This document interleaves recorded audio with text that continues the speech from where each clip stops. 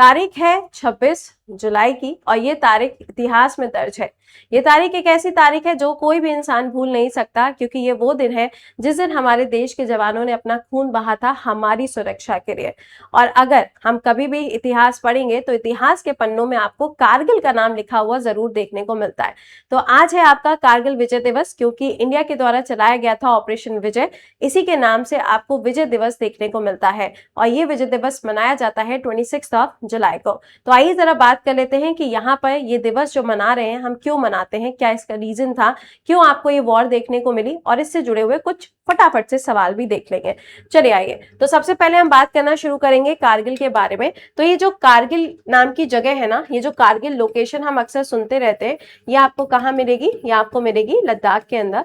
लद्दाख में पहले सिर्फ 2 ही डिस्ट्रिक्ट हुआ करते थे, एक था लेह और दूसरा हो जाएगा कारगिल। और कारगिल एक वो रास्ता है जहां से आप सीधे सियाचिन ग्लेशियर तक पहुंचते हैं। सियाचिन ग्लेशियर हमारे लिए वैसे भी बहुत ज्यादा इंपॉर्टेंट लोकेशन है, क्योंकि सियाचिन ग्लेशियर वाली जो लोकेशन है उसके एक तरफ आपको चाइना, एक तरफ आपको पाकिस्तान का बॉर्डर देखने को मिलता है। तो सियाचिन ग्लेशियर के ऊपर हमारी जो कमांड है वो 1984 के समय पर ऑपरेशन मेघदूत भारत के द्वारा चलाया जाता है, जिसके बाद में इसके ऊपर हमारी कमांड और भी ज्यादा मजबूत हो चुकी है। बट हर बार आप देखोगे कभी चाइना कभी पाकिस्तान दोनों ही चाहते हैं कि ये हिस्सा उनको मिल जाए, बट इतना आसान थोड़ी ना है कि हमारे हाथों से आप किसी भी चीज को लेके चले जाएं। तो यहाँ पे क्या है, सियाचिन ग्लेशियर जो है वहां तक पहुंचने का रास्ता क्या है, कारगिल यहाँ तक पहुंचने का एकमात्र रास्ता है। तो कहानी को थोड़ा सा हम बैकग्राउंड से स्टार्ट करते हैं। टाइम आता है आपका 1971 का। 1971 की अगर हम बात करें तो उस टाइम पे जो आज हम बांग्लादेश देख रहे हैं, उस टाइम पे ये ईस्ट पाकिस्तान के नाम से जाना जाता था। और जो ईस्ट पाकिस्तान हम देखते हैं यही क्या बनता है, आगे चल के बांग्लादेश बनता है। ईयर होता है 1971 का, और बांग्लादेश का फॉर्मेशन इंडिया की सहायता से ही आपको देखने को मिलेगा।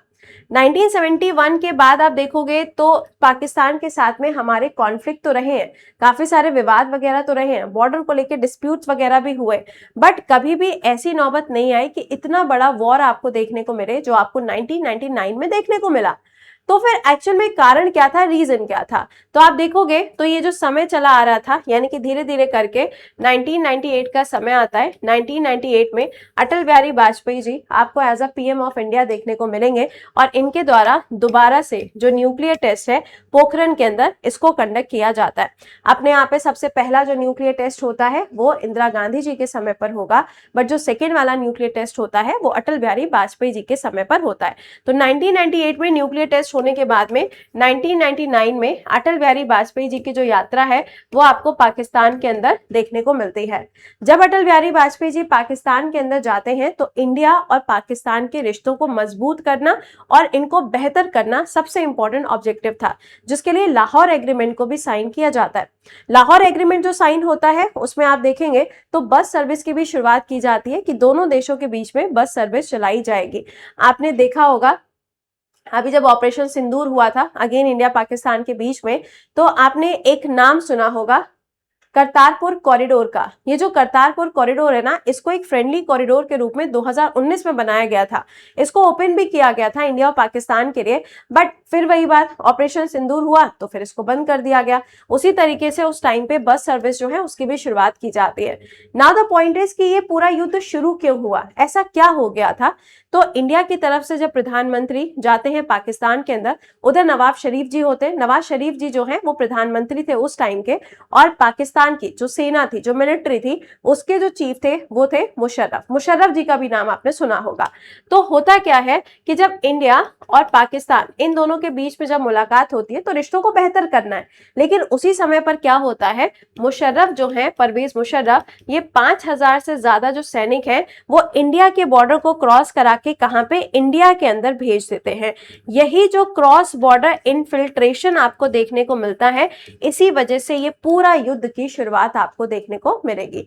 यहाँ पे शरीफ जी के द्वारा बोला भी गया कि नहीं, हमारी तरफ से ऐसा कोई भी मूवमेंट नहीं हुआ है, बट सभी को पता था कि ये मूवमेंट कहां से हुआ है, क्योंकि जो चीजें देखो पहले से खराब है हम उसे बेहतर कर सकते हैं, लेकिन अगर कोई वर्स्ट सिचुएशन में है तो उसे हम बेहतर नहीं कर सकते। तो यहाँ पे आप देखोगे एलओसी को पार करते हुए ये क्रॉस बॉर्डर को पार करते हुए पाकिस्तान के जो सैनिक थे वो भारत की तरफ आ जाते हैं। और यहाँ पे जब इनकी एंट्री होती है तो इनकी एंट्री का मेन ऑब्जेक्टिव क्या था? इनका मेन ऑब्जेक्टिव ये था कि जो कारगिल है, कारगिल के ऊपर हमें अपना कंट्रोल रखना है। क्यों? क्योंकि कारगिल ही एक वो लौता ऐसा रास्ता था जहां से होते हुए आप सियाचिन ग्लेशियर तक जाते थे। अगर कारगिल इनके हाथ में आ जाएगा तो ऑब्वियस सी बात है सियाचिन जो है वो भी इंडिया के हाथ से चला जाएगा। और इन लोकेशंस पे टेम्परेचर जो होता है वो -10, -8, -9 ऐसा टेम्परेचर आपको देखने को मिलता है। काफी ज्यादा ठंडी लोकेशंस है, बहुत ज्यादा ऊंचाइयों पर आपको ये लोकेशंस देखने को मिलेंगे। तो जो मेन रीजन था वो क्या था? इनको कारगिल और सियाचिन ग्लेशियर का जो कनेक्शन था वो कनेक्शन इनको खत्म करना था और कारगिल जो है वो अपने पास में रखना था। अब ये जो कारगिल लोकेशन है वहां पे लोगों का मतलब इन सोल्जर्स का पहुंचना स्टार्ट हुआ। जब इंडिया के पास में इंफॉर्मेशन पहुंचती है तो इंडिया ने यहाँ पर क्या किया? इंडिया की तरफ से इसको रोकने का काम किया गया। अब प्रॉब्लम क्या थी? वॉर तो अभी स्टार्ट नहीं हुई ना, अभी तो सारी चीजें नॉर्मल चल रही हैं कि भाई 5,000 सोल्जर्स आए तो हम देखते हैं कि कैसे क्या हो सकता है। अब इन्होंने क्या किया? पाकिस्तान के जो सोल्जर्स थे ना, उन्होंने जितने भी टॉप पॉइंट थे, जितनी भी जो ऊंची ऊंची जगह थी ना, उन सभी जगहों पर अपने बेस कैंप बना डाले। अब हमारे लिए तो दिक्कतें होंगी होंगी, तो इसी तरीके से धीरे धीरे करके ये जो वॉर है, या आप कह सकते हो ये जो एक इन्फिल्ट्रेशन हुआ था, ये एक वॉर के रूप में कन्वर्ट हो जाता है। क्योंकि पाकिस्तान की तरफ से लगातार अटैक्स होना स्टार्ट हो जाते हैं। हम नीचे की तरफ थे, पाकिस्तान ऊपर की तरफ था, तो ऊपर से चीजें नीचे आसानी से आ सकती हैं, बट नीचे से अगर चीज ऊपर जानी होगी तो पहले तो हमें पता हो ना कि ऊपर कहाँ पे कौन बैठा हुआ है, हमें तो वही नहीं पता था। तो उस टाइम पे क्या होता है, इंडिया ने जीपीएस की डिमांड की थी कि हमारे पास में जीपीएस होना चाहिए, बट जीपीएस कहाँ से? यूएस से मिलता। यूएस ने मना कर दिया। यूएस को लगा कि ये एक वॉर का रूप ले लेगा, ये एक बहुत बड़ी वॉर बन जाएगी, तो इन्होंने अपना जीपीएस नहीं दिया, जिसके बाद में इंडिया ने अपना खुद का जीपीएस जो है वो डेवलप किया है। अच्छा, इसमें आप देखोगे तो इजराइल जो है, इजराइल ने भी भारत की सहायता की थी। इजराइल ने अपनी तरफ से कुछ ड्रोन वोन, सोचो हम आज ड्रोन बनाते हैं, इजराइल ने 1999 में ही अपने ड्रोन्स बना के रेडी किए हुए थे। तो आप देखेंगे तो इजराइल ने जो ड्रोन्स वगैरह थे वो ड्रोन्स इंडिया को दिए थे ताकि हम एग्जैक्टली लोकेशंस के ऊपर अटैक कर सके ड्रोन से, क्योंकि नीचे से ऊपर तक चढ़ाई करना भी तो पॉसिबल नहीं था ना, टेम्परेचर इज माइनस, तो कैसे पॉसिबल होता हमारे देश के जवानों के लिए। लेकिन फिर भी हमने जो कर दिखाया उसकी देखो उम्मीद तो नहीं थी, क्योंकि हमारी जो लोकेशन थी और पाकिस्तान की जो लोकेशन थी दोनों में बहुत फर्क था। इसीलिए मैं आपसे कहती हूँ आप कहीं पर भी होगे, अगर पढ़ने वाला बच्चा होगा तो कहीं पे भी रह के वो पढ़ सकता है। उसी तरीके से लोकेशन चाहे कुछ भी रही हो, फिर भी हमने जीत दर्ज की। तो यहाँ पे आप देखोगे इश्यूज हमारे पास में बहुत सारे थे, लेकिन फिर भी हमने यहाँ पे ये जो पूरी वॉर है इस पूरी वॉर को लड़ा, और इस वॉर को लड़ने के बाद में पाकिस्तान को टाटा बाय किया। और यहाँ पे जितने भी ऊंचे ऊंचे आपके कैंप्स वगैरह लगाए हुए थे पाकिस्तान ने, सब जगहों पे जाके इंडिया का जो झंडा है उसको फहराया। तो इस तरीके से आप देखोगे यहाँ पर इंडिया ने कुछ ऑपरेशन चलाए, उनकी भी बात कर लेते हैं। तो होता क्या है देखिएगा, पाकिस्तान की तरफ से जब सैनिकों को भेजा जाता है, सोल्जर्स को भेजा जाता है इंडिया के बॉर्डर में, तब एक ऑपरेशन चलाया जाता है, ऑपरेशन बदर। ये ऑपरेशन बदर किसका है? ये पाकिस्तान का है। अब इंडिया ने इनको रोकने के लिए ऑपरेशन चलाया, ऑपरेशन विजय। क्या है? ऑपरेशन विजय। इसीलिए हम कारगिल विजय दिवस के रूप में 26 जुलाई 1990 वाला जो दिन है, इसी दिन को हम विजय दिवस के रूप में मनाते हैं। ये जो बैटल ग्राउंड है, समर्स का समय था, गर्मियों का समय था 1999 का। यहाँ पे बहुत सारे ऐसे कैंप्स वगैरह थे जो बहुत ज्यादा ऊंचाइयों पे थे। ऊंचाइयों पे होने के कारण यहाँ पे जो सर्दी थी, जो फ्रीज वाला आपका टेम्परेचर था, वो यहाँ पर आपको देखने को मिला। तो कंडीशंस हमारे पक्ष में नहीं थे, लेकिन फिर भी हमने कर दिखाया।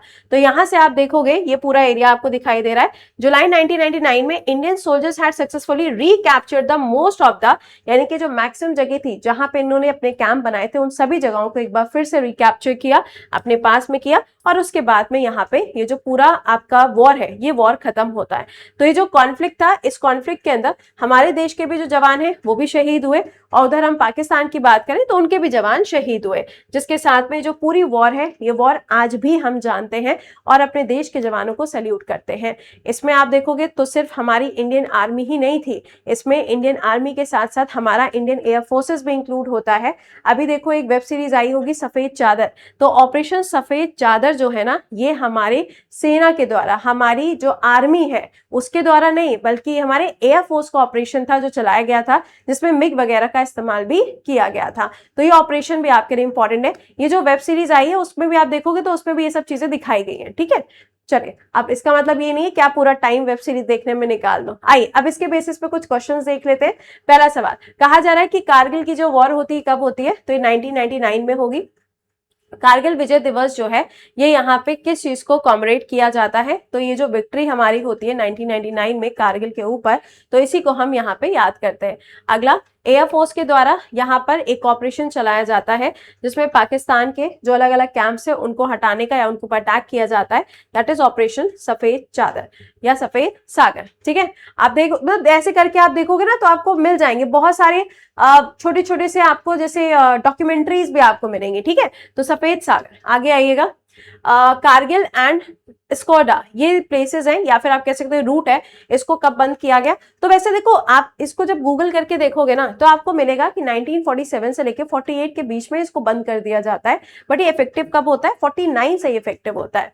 अगला, पाकिस्तानी ऑपरेशन इन्फिल्ट्रेशन जो होता है Kashmir during the Kargil war, तो यहाँ पे ऑपरेशन का नाम क्या है, ऑपरेशन होगा ऑपरेशन बदर।